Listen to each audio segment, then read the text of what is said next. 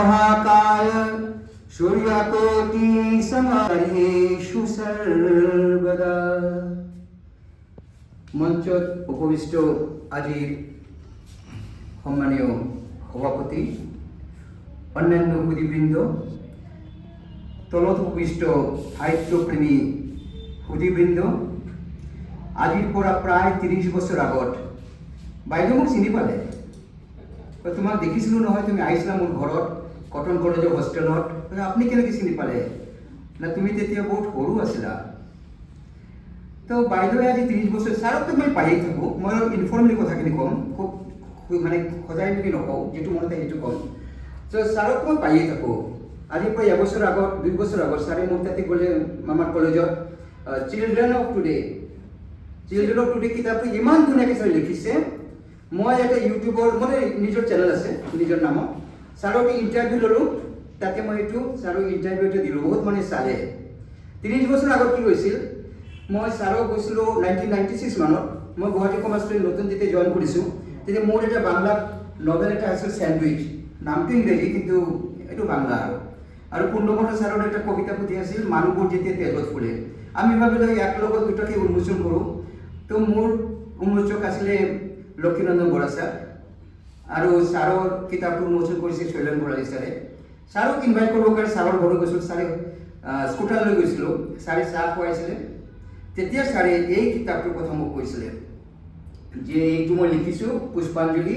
এই কিতাপ আজি যিটো নতুন কলেবাৰে, ঠিক যেনেকৈ মোৰ অলপ স্বাস্থ্যটো বেলেগ হৈ গৈছে আজি 30 বছৰৰ পিছত। ছাৰে কৈছে তেতিয়া তুমি অলপ সৰু আছিলা, এই কিতাপটো তেতিয়া অলপমান সৰু আছিলে।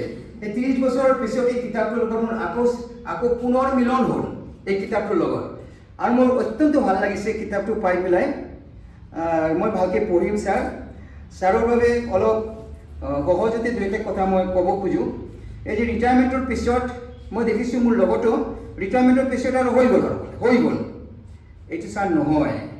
ৰিটায়াৰমেণ্টৰ পিছত যে সমাজত দিবলগীয়া বস্তু বহুত থাকি যায়, সেই বস্তুটো আমি বহুতেই পেঞ্চনৰ ওপৰতে থাকি যাওঁ আৰু বেলেগ নকৰোঁ। ছাৰ সেইটো নহয়। ছাৰ মানে এটা লাইন মই ওলাব খোজোঁ। পুষ্প বৰা ছাৰে অন্ধ আছিলে। পুষ্প বৰা ছাৰে ৰেডিঅ' ষ্টেচনৰ আপোনালোকে জানে খুব ভাল গীতিকাৰ আছিলে। তেওঁৰ তাতে মই গোৱালপাৰা শিকিছিলোঁ আৰু কিবা কিবি অসমীয়া আধুনিক শিকিছিলোঁ। তেওঁৰ নিজৰ লিখা এটা গান মোক শিকাইছিলে। এটা লাইন মোক গাব কাৰণে ছাৰৰ কাৰণে।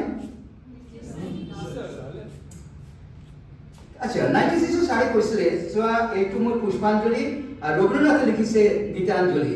ছাৰ আপুনি জানিব ৰবীন্দ্ৰনাথ ঠাকুৰ কটন কলেজৰ একবাৰ আহিছিলে ন, বহুত আগত আহিছিলে।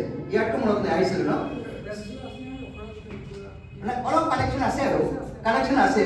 গীতাঞ্জলি, পুষ্পাঞ্জলি এইখিনি আমি ছাৰৰ ঘৰত গৈ আলোচনা কৰিছোঁ। এতিয়া ছাৰক লৈ পেলাই এটা লাইন মোক কওঁ ছাৰ কেনেকুৱা। আৰু সেই পুষ্প বৰাৰ গানটো কওঁ, মোৰ ভুল হ'ব পাৰে, কামৰূপীয়া লোকগীত।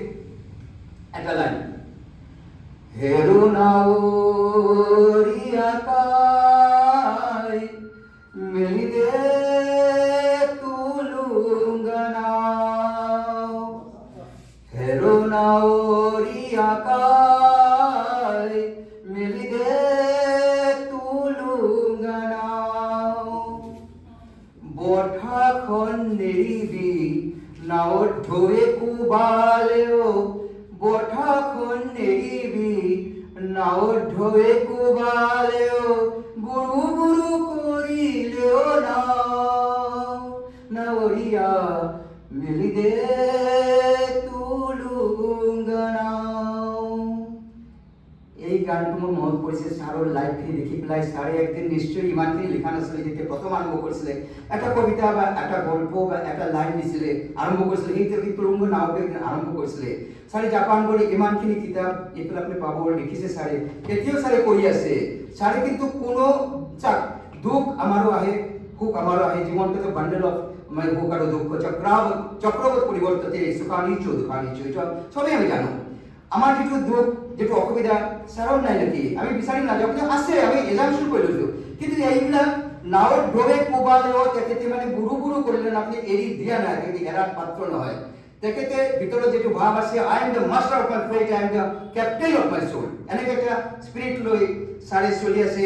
মই অলপ অলপ লিখো আৰু কিছুদিন আগত মই দেখিলোঁ এজন এল্ডাৰলি পাৰ্চনক আজি মই ছাৰৰ কন্যাকেইটা পাইছোঁ তেখেতৰ নামটো কি নামটো আছে কৃষ্ণী ডক্টৰ কৃষ্ণী তো আজিকালি মই এতিয়া কিছুদিন আগত কলকাতা গৈ পেলাই এটা ঘটনা পাই পেলাই মোক ইমান মই আঘাত পালোঁ মানে এজন এনেকৈ 92 ইয়াৰ্ছৰ IAS অফিচাৰ বহুত টকা থকা সত্ত্বেও তাৰ ল'ৰা আৰু তাৰ বোৱাৰীয়ে এটা ডাঙৰ হস্পিটেলৰ পৰা আনি পেলাই টকাখিনি অভাৱ নাই আনি পেলাই এটা সৰু হস্পিটেল দিছে যাতে সোনকালে মানে টকাখিনি বাচাওঁতে বুজি পাইছে তাৰ মাজত মই এটা গল্প লিখিছিলোঁ এটা নভেল আৰু মই ইংলিছতে লিখিলোঁ কাৰণ যিবোৰ অসম হওক বেংগল হওক ক'ৰবাত হওক কিছুমানতো নিজৰ মাতৃভাষাতে কামেই নকৰে চাৰিযোৰ কিছে আৰু অসমীয়া নপঢ়ে বেংগলী বহুতে ইংলিছতে পঢ়ে এইকাৰণে ময়ো টাৰ্গেট কৰিছোঁ তহঁতে এই বদমাছকেইটা ইংলিছতে পঢ় মই তল লিখি মই বাংলৰ বেংগলী লিখা নাই চ' মই নভেলটো লিখিছিলোঁ silence scream of the evening sky এইটো মই লিখিছিলোঁ silence scream of the evening sky এইটো মই মোৰ মতে মই লিখিছোঁ আৰু অসমৰ পৰা গল্পটো আৰম্ভ কৰি কলকাতা গ'লোঁ কলকাতাৰ পৰা থাইলেণ্ড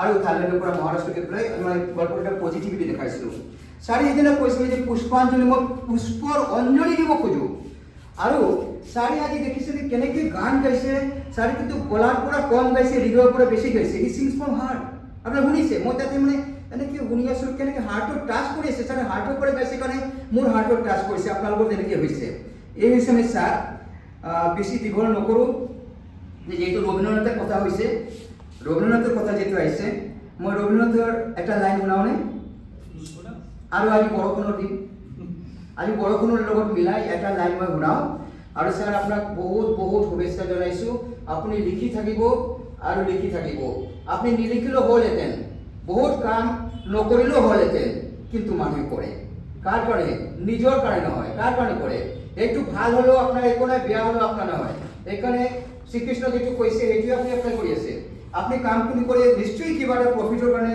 চেষ্টা কৰা নাই বা কিবা কাৰণে কৰা নাই আপুনি কাম কৰি আছে এটা দেৱা কৰ্মাণি বাধিগ্ৰস্ত মা ফলেষু কদাচন মা কৰ্ম ফলৰ হেতু হুৰমতে সন্তুষ্ট কৰ্মণি আমি কামটো কেতিয়া এৰি নিদিওঁ ছাৰ সেইটো কিন্তু নিজে দেখাই আছে আমি খালি এনে চৰ্চা কৰি ছাৰ নিজে দেখাই আছে মোৰ এইখিনি মনত হৈছে ছাৰক দেখি পেলাই কাৰণ 3টা দশক ছাৰৰ লগত মই টাচত আছোঁ ক'ৰবাত নক'ৰবাত ৰবীন্দ্ৰনাথৰ একটি লাইন যোৱাৰ আগত আজি বৰষুণৰ আজি মোৰ ভাল লাগিছে যে এই অনুষ্ঠানটো যোনে ভাল লাগিছে বহু যুগৰ আগৰ কথাবিলাক যে মোৰ মনত পৰিছে 30 বছৰ আগৰ কথাবিলাক তেনেকেই লিৰিক্সটো এটা মই যোৱাৰ আগত এটা লাইন শুনাওঁ মোৰ গান বেয়া হ'ব পাৰে কিন্তু খালি লিৰিক্সটো আপুনি বুজিব ৰবীন্দ্ৰনাথে লিখিছিলে বহু যুগের ওপার হতে আশা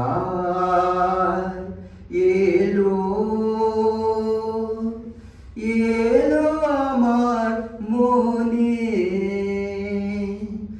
কোন সে কবির ছন্দ বাজে ঝড় বরিশনে বহু যুগে ওপার হতে আশার এলো যে মিলনের মালাগুলি ধুলায় মিশে হলো ধুলি যে মিলনের মালাগুলি ধুলায় মিশে হলো ধুলি গন্ধকারী ভেসে আসে আজি এনেকৈ গানটো আছিলে লাইনটো মনত পৰা নাই এই গানটো দি মোৰ মনত কি ফিলিং হৈছে এইটো এক্সপ্ৰেছ কৰিলোঁ thank you sir thank you very much সকলোকে ধন্যবাদ জনাইছোঁ ছাৰৰ কিতাপটো আপোনালোকে পঢ়িব মই আগত পঢ়িছোঁ মই আকৌ পঢ়িম নতুন ৰূপে ধন্যবাদ নমস্কাৰ